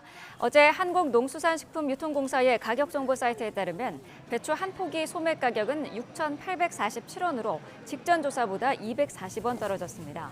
하지만 지난해와 비교하면 34%, 평년 가격보다는 40% 높은 수준으로 조사됐습니다. 김장 채소인 무의 경우도 3,550원으로 집계돼 소폭 낮아졌지만 전년과 비교하면 64% 오른 가격입니다. 전세 사기 여파에 고금리까지 겹쳐 냉기가 돌았던 오피스텔 시장인데 요즘 들어서 찾는 사람들이 늘고 있습니다. 치솟는 집값에다 한국은행의 기준금리 인하로 오피스텔 투자 수요가 유입되기 시작한 것으로 보이는데요. 최도희 기자가 현장을 다녀왔습니다. 서울 마포구의 한 오피스텔, 지난달 전용 면적 31제곱미터가 3억 6천만 원에 거래돼 신고가를 기록했습니다. 같은 지역의 다른 오피스텔도 전용 면적 36제곱미터가 2억 3,500만 원에 거래되며 신고가를 찍었습니다. 정부의 대출 규제에다 치솟은 아파트 값에 대한 피로감이 이어지면서 아파트 대체제로 꼽히는 오피스텔에 대한 관심이 차츰 커지는 분위기입니다. 아파트 규제가 심해지다 보니까 최근 들어서 오피스텔도 가격이 약간 상승되는 분위기를 느낄 수 있습니다. 요즘에는 계약 기간이 끝나면 한 6, 7% 거의 10% 이상씩 올라가는. 지난달 서울에서 거래된 오피스텔 가운데 15%가 신고가에 팔리는 등 침체에 빠졌던 오피스텔 시장이 최근 들어 회복세를 보이고 있습니다. 지난 3분기 서울 오피스텔 매매 가격은 상승 전환했는데 월별로 보면 2022년 8월 이후 23개월 연속 하락하다가 7월 들어 보합 전환한 뒤 2개월 연속 상승세입니다. 이렇게 오피스텔 시장이 들썩이는 건 정부가 지난 8월 비아파트 활성화 대책을 내놓으면서 오피스텔 투자 환경이 나아졌기 때문입니다. 이에 더해 최근 한국은행이 기준금리를 인하하면서 금리에 민감한 오피스텔에 대한 투자 수요도 덩달아 높아지고 있습니다. 오피스텔은 매매 차익형보다 임대 수익형 등의 고려가 많은 가운데 금리 인하와 월세 가격 상승 등에 따라 수익이 좋아질 것이라는 기대감이 작용을 하면서 실제로 전국 오피스텔 평균 수익률은 지난 2022년 3월 이후 30개월 연속 상승세입니다. 다만 오피스텔 시장의 회복 여부는 향후 추이를 좀 더 지켜봐야 한다는 신중론도 적지 않습니다. 전문가들은 오피스텔에 투자할 경우 안정적인 임대 수요 여부를 꼼꼼히 따져보고 매매 가격이 높을 경우 수익률이 낮아질 수 있다는 점 등을 유의해야 한다고 조언합니다. YTN 최두입니다. 관광지 주변 자치단체가 요구하는 것 가운데 하나가 바로 투자 이민 제도입니다. 관광지나 휴양시설에 외국인이 투자하면 거주권과 영주권을 주는 제도인데요.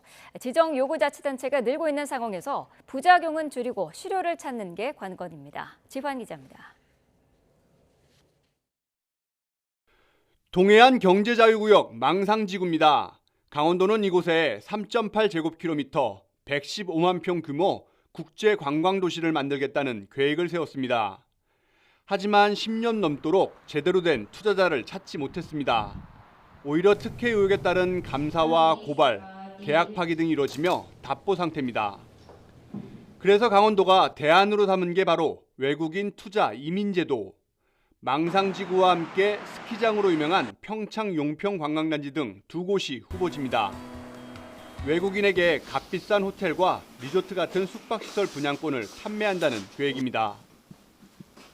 분양권도 판매하고 그와 동시에 해외 투자금도 저희가 유치를 할 수 있고 그와 동시에 또 리조트가 많아지면은 뭐 지역 고용도 많이 될 거고 또 유동 인구도 많아질 거고. 투자 이민제는 출입국 관리법에 따릅니다. 정부가 지정한 특정 관광 휴양시설에 10억 원 이상 투자한 외국인에게 거주 자격을 주고 그 투자를 5년 이상 유지하면 본인과 배우자, 미혼 자녀에게 영주 자격을 주는 제도입니다. 하지만 늘 실효성 논란이 따라붙습니다. 강원도가 앞서 지정받아 적용한 평창 알펜시아나 강릉 정동진 일대가 대표적입니다. 2013년 투자 이민제가 적용된 평창 알펜시아는 지금까지 투자 사례가 딱 6건, 모두 2018년 동계올림픽 개최 전으로 올림픽 개최 후에는 실적이 전혀 없습니다. 올해 말까지 8년 넘게 운영 중인 강릉 정동진 역시 투자 사례는 제로입니다. 부작용도 걱정입니다. 1조 2천억 원 넘는 외자를 유치한 제주의 경우 부동산 과열이나 환경훼손, 정보 왜곡에 따른 지역 이미지 하락 등이 논란입니다. 투자 이민제는 제주 강원이나 전남 여수, 부산 해운대, 인천 송도 등 유명 관광지나 경제자유구역이 주된 대상. 실질적인 외국인 투자를 끌어내면서도 부작용은 줄이는 꼼꼼한 정부 심사와 대책이 필요해 보입니다. YTN 지환입니다.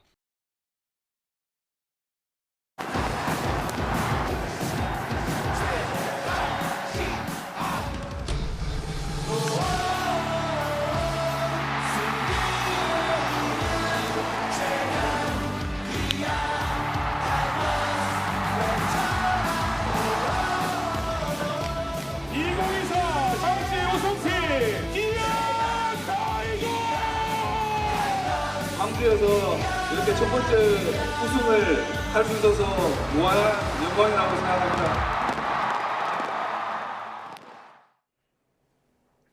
프로야구 한국 시리즈에서 기아가 삼성을 물리치고 통산 12번째 우승을 차지했습니다. 야구도시 광주는 열광의 밤을 보냈는데요. 민훈기 야구 해설위원과 자세한 이야기 나눠보겠습니다. 어서 오십시오. 안녕하세요. 네. 자, 올해 맹수의 제왕은 사자가 아닌 호랑이가 차지했습니다. 네. 37년 만에 광주 홈에서 환희를 맛봤는데요. 자, 4시간에 걸친 어제 경기 어떻게 보셨습니까? 네, 양팀 모두 최선을 다한 일전을 펼쳤는데요. 네. 역시 홈팀 기아가 전력면에서도 조금 앞섰고 또 물오른 기세를 바탕으로 역전극을 펼쳤습니다. 초반에 홈런을 거푸 허용하면서 사실 끌려갔었는데 예. 집요하게 공세를 이어나갔고요. 삼성 불펜을 상대로 역전극을 끌어내면서 12번째 한국 시리즈 우승을 차지했습니다. 네. 이 관중 소리 때문에 중계가 잘 들리지 않을 정도로 네, 네네. 열기가 무척 뜨거운 경기였는데 승부처는 5회였던 것 같습니다. 네. 자, 베테랑 최용우 선수가 솔로포를 친 이후에 경기 흐름이 크게 바뀌었는데 승리 요인을 좀 꼽아주실까요? 네. 그때까지도 2대5로 뒤지고 있었고 특히 이제 기회가 계속 무산이 되면서 네. 좀 불안감이 있었거든요. 그런데 허리 통증에서 돌아온 최용우 베테랑 타자가 김태훈, 두 번째 투수 김태훈을 상대로 담장을 넘기는 홈런으로 분위기를 확 뒤집었습니다. 예, 역대 한국 시리즈 최연장자 홈런이 됐고요. 그러면서 그때부터 삼성 불펜이 흔들려서 결국 동점을 허용을 했고 6회 들어서 김태군 선수의 적시타로 결국 경기를 뒤집었습니다. 예. 경기 초반에는 5대2까지 앞서가던 삼성이 네. 결국엔 무너졌는데 네. 경기 초반에는 백투백 홈런 이렇게 타격감도 좋지 않았습니까? 근데 네. 왜 흐름을 이어가지 못했을까요? 얘기하신 대로 초반에는 디아즈가 연타석 홈런, 김영웅의 홈런 등으로 기선을 제압을 했는데 네. 결국은 기아의 불펜에 막혔다 이렇게 볼 수가 있는데요. 기아는 선발 베테랑 양현종이 초반에 흔들리자 3회부터 곧바로 불펜을 대거 투입을 했거든요. 예. 그러면서 불펜이 6과 3분의 1이닝을 단 1안타만 내주면서 틀어막았습니다. 결국 삼성 초반에 타올랐던 삼성 타선을 기아의 불펜이 잘 막아냈다 이렇게 볼 수가 있겠습니다. 예, 사실 불펜 얘기를 해주셨는데 기아 타이거즈도 양현종 선수가 일찍 강판되고 네. 그 이후에는 불펜 싸움이 이어지지 않았습니까? 네네. 자, 그런데 삼성도 기아에게 잔루를 17개나 안겼지만 이제 네. 뒷심을 발휘하는 데는 결국 실패했는데 네. 중계를 워낙 많이 해보셔서 네. 어떤 그런 미묘한 심리 차이도 좀 느껴지실 것 같아요. 네. 이럴 때는 주로 어떤 게 승부수가 되나요? 이 굉장히 큰 경기였기 때문에 결국은 양 팀의 기세 또 불펜의 사실 힘이 어느 정도 약간은 기아 쪽이 더 강했다고 볼 수가 있는데요. 예. 삼성의 선발 이승현 선수가 어느 정도 버티자 4회부터 삼성도 총력전이었죠. 뭐 어제가 마지막이 될 수도 있었기 때문에 불펜을 총투입을 했는데 말씀하신 대로 기아는 13개 안타 또 4사구를 10개를 얻었는데 삼성 불펜에 상당한 저항에 부닥치기도 했습니다. 예. 네, 그렇지만 김태훈 선수가 6회 적시타를 때리면서 1점 차로 경기를 뒤집었고 그리고 막판 박찬호 선수가 어제 4안타를 쳤거든요. 아, 잘하더라고요. 추가 타점을 올리면서 결국은 승부의 쐐기를 박았습니다. 네. 자, 그리고 MVP, 한국 시리즈 MVP 김선빈 선수도 크게 주목받고 있는데 네. 별명이 작은 거인 아닙니까? 네네. 김선빈 선수의 활약에 대해서도 좀 말씀해 주실까요? 김선빈 선수는 뭐 일단 기록만 놓고 보면 이번 한국 시리즈에서 타율이 5할 8푼 8리였고요. 예. 출루율이 6할 3푼 6리였습니다. 시리즈 초반에는 6번에도 기용이 되다가 계속해서 이제 2번 타자 테이블 세터로 나가면서 정말 좋은 역할을 해줬고 네. 실은 포수 김태군 선수가 말루포를 포함해서 7타점을 올렸기 때문에 굉장히 누가 MVP가 될까 궁금했는데요. 예. 기자단 투표에서도 김선빈이 46표, 김태군이 45표, 한 표 차로 김선빈 선수가 MVP에 올랐습니다. 예. 투표 말씀하시니까 그것도 좀 궁금한데 네. 이런 투표는 주로 어떻게 이루어집니까? 그 현장에서 취재를 하고 있는 예. 기자단이 예. 끝나자마자 직접 투표를 하게 되거든요. 네네. 그래서 시리즈를 쭉 취재한 기자들이 투표를 하기 때문에 이렇게 그 박빙의 정말 멋진 또 MVP 승부가 이루어졌던 것 같습니다. 네. 자, 그리고 최근에 프로야구는 포스트 시즌을 보면 거의 매번 매진이더라고요. 네네. 네, 그만큼 열기가 뜨거운데 네. 자, 당연히 이번 한국 시리즈 역시나 매진이었고요. 네. 이런 프로야구 열기가 갈수록 뜨거워지는 것 같은데 네. 주요 요인이 뭐라고 보십니까? 뭐 한국 프로야구는 이제 그야말로 전 국민의 오락이라고 할 정도로 굉장히 네. 대중화된 그런 그 모습을 보이고 있고 올 시즌 최초로 1천만 관중을 돌파를 했거든요. 그렇죠. 그러면서 전 연령층을 망라한 뭐 젊은 층도 많이 늘어나고 또 여성 팬들이 특히 많이 늘어나고 이게 우리 KBO 리그에서만 볼 수 있는 좀 독특한 현상이거든요. 미국 메이저리그 같은 경우는 젊은 층이 유입이 되지 않아서 상당히 고민이 많습니다. 그렇습니까? 그런데 우리는 이제 가족, 뭐 가족 단위, 뭐 친구, 연인 단위 이런 식으로 모두가 가서 즐길 수 있는 그런 놀이 문화가 되고 있다 그렇게 보입니다. 예, 제 야구 경기 보러 가는 게 어떤 가족 나들이 코스가 된지는 꽤 네. 오래된 것 같습니다. 맞습니다. 예, 다시 이제 경기 얘기로 잠깐 넘어와서 이범호 감독에 대해서도 네네. 좀 하실 말씀이 많을 것 같아요. 네. 어려운 상황에 팀을 맡았는데 이렇게 쾌거를 거뒀잖아요. 그렇죠. 네. 작년 겨울에 사건 사고가 많았던 기아 타이거즈였고 스프링 캠프 중간에 이범호 감독이 갑자기 이제 감독에 임명이 됐거든요. 네.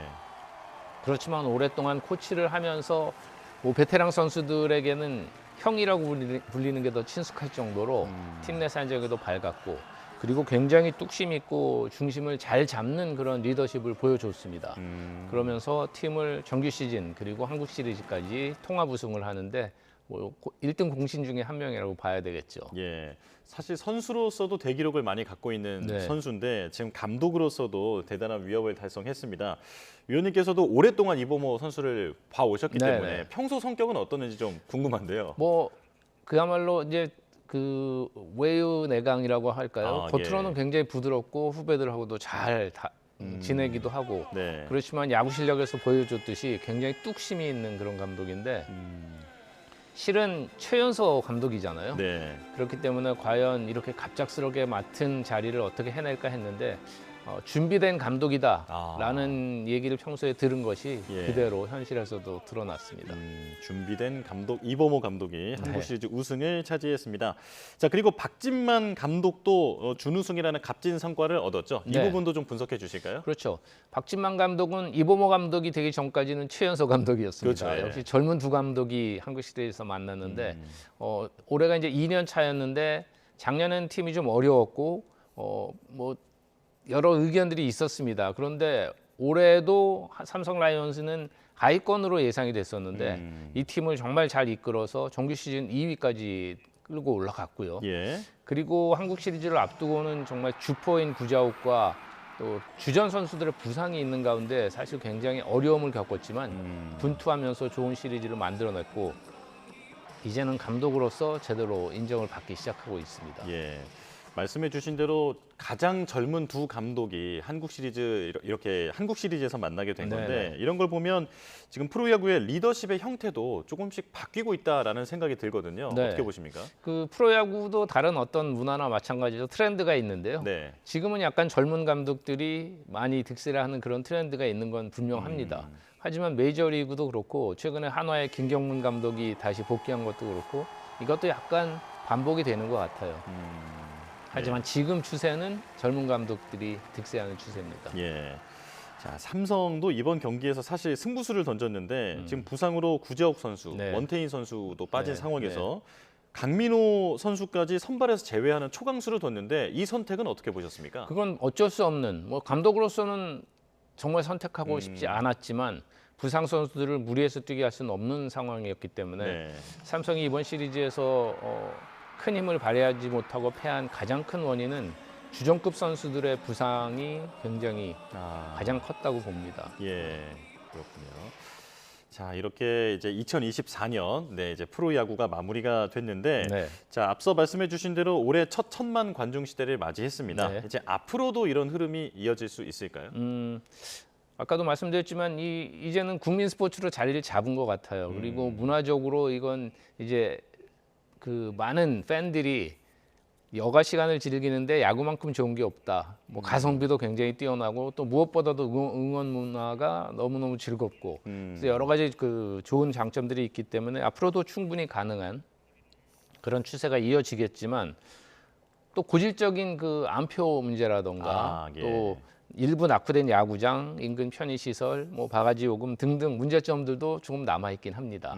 그래서 KBO와 구단 그리고 당국이 힘을 모아서 이 부분을 좀 더 개선해 나간다면 프로야구는 앞으로 오랫동안 국민 스포츠로 자리할 것 같습니다. 예, 온 국민이 즐기는 건강한 여가 활동의 일부가 되기를 기대하겠습니다. 네. 자, 지금까지 민훈기 야구 해설위원과 함께했습니다. 고맙습니다. 고맙습니다.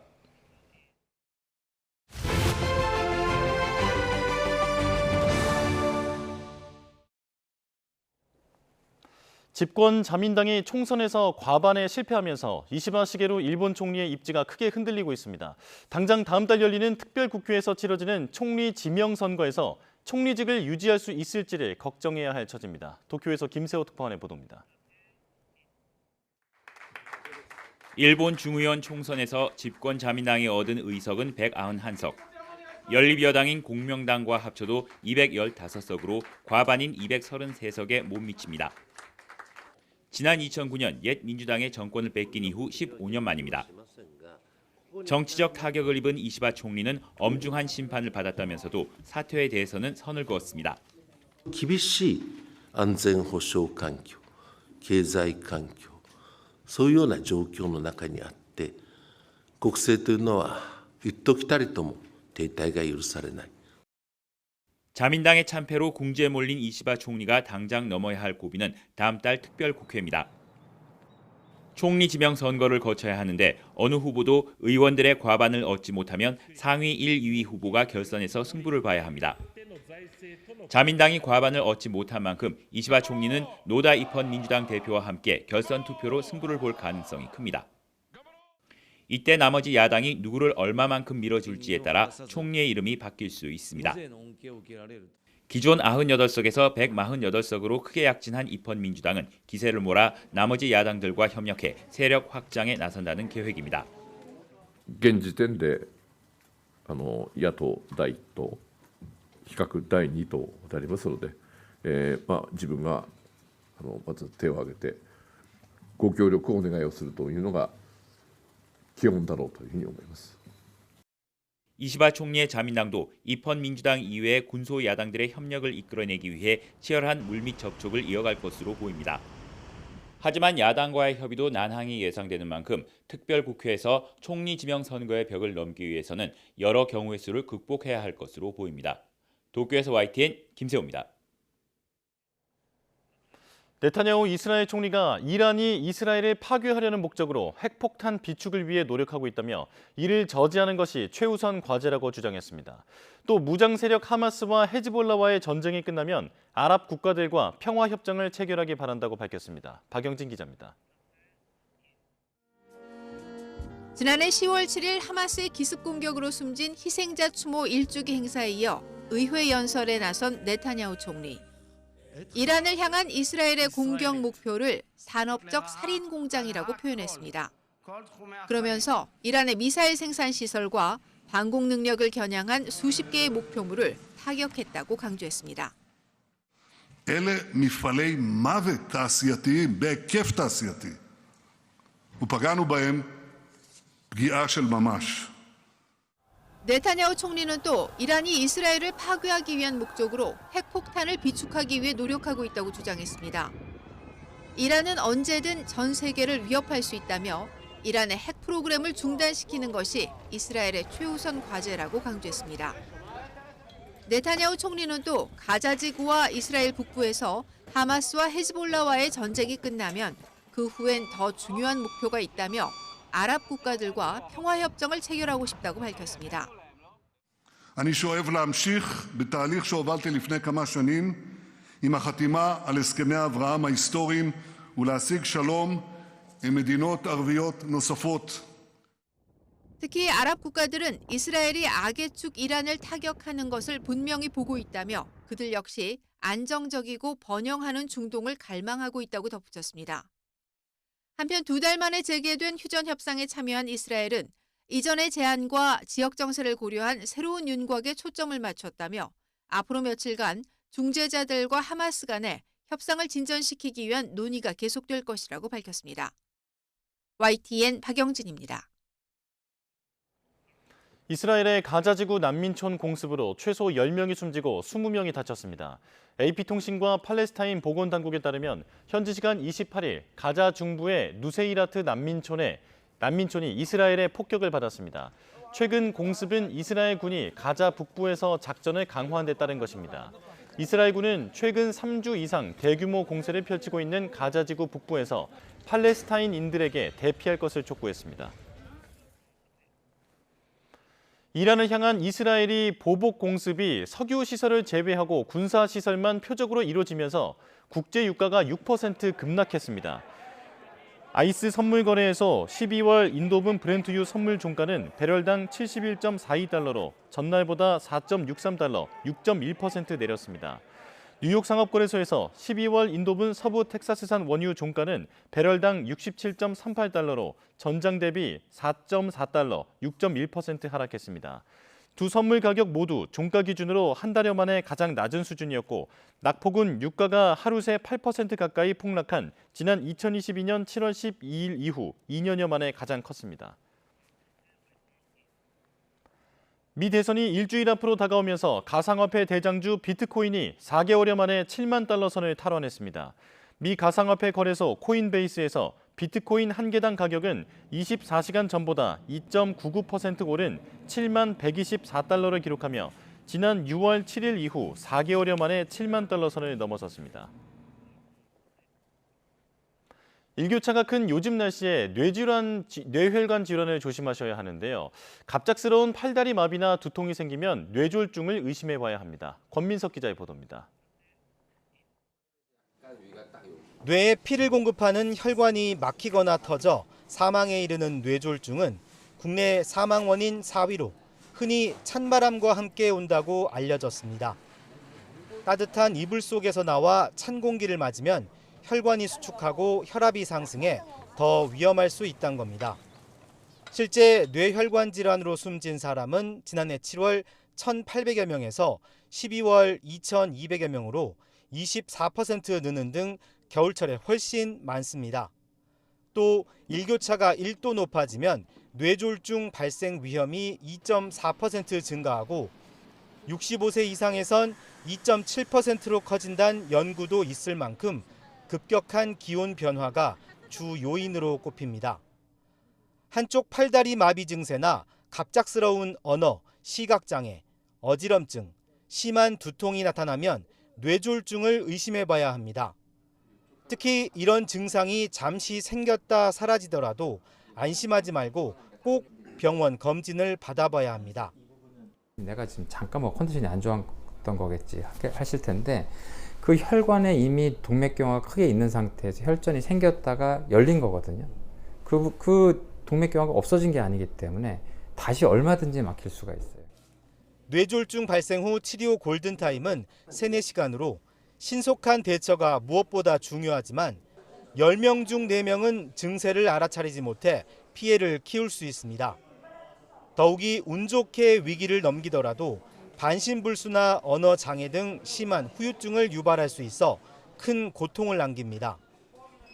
겨울을 향해 가는 환절기, 고혈압과 당뇨를 비롯한 위험인자를 가진 만성 질환자와 노약자는 장시간 외출을 자제하고 추위에 갑자기 노출되지 않도록 각별한 건강관리가 필요합니다. YTN 권민석입니다. 대한축구협회가 감독 선임 과정 등으로 정부와 갈등을 빚는 가운데 잔니 인판티노 국제축구연맹 피파 회장이 견제구를 날렸습니다. 서울을 찾은 인판티노 회장은 취재진과 만나 피파는 자율성을 매우 중요하게 여긴다면서 대한축구협회는 문제가 없이 모범적으로 운영되는 기관이라고 강조했습니다. 피파는 지난달에도 공문을 보내 대한축구협회는 정치적 간섭 등 외부의 부당한 압력을 받지 않도록 할 법적 의무가 있다는 경고를 보냈습니다. 인판티노 회장은 아시아축구연맹의 연간 시상식을 위해 방한했으며 7년 만에 신문로 축구회관을 찾아 정몽규 회장, 김정배 상근 부회장 등과 만났습니다.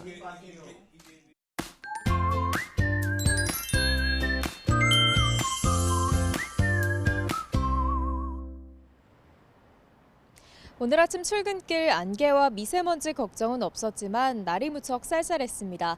오늘 서울 아침 기온은 13.4도로 출발했는데요. 낮 동안에는 기온이 18도까지 오르면서 평년 수준을 2도가량 웃돌겠습니다. 야외 활동하기 수월하겠지만 해가 지면 기온이 금세 떨어집니다. 겉옷으로 체온 조절 잘해주셔야겠습니다. 오늘 서울 등 내륙 지방은 하늘빛만 잔뜩 흐리겠습니다. 반면 제주도에는 약하게 비가 내리고 있는데요. 오늘 낮까지 이 지역에는 5에서 20mm의 비가 이어지겠습니다. 쌀쌀함이 감돌았던 아침을 뒤로하고 오늘 낮 동안에는 평년 기온을 1에서 3도가량 웃돌겠습니다. 서울 한낮 기온 18도, 광주와 대구는 20도가 예상됩니다. 내일부터는 다시 전국적으로 맑은 하늘이 드러나겠고요.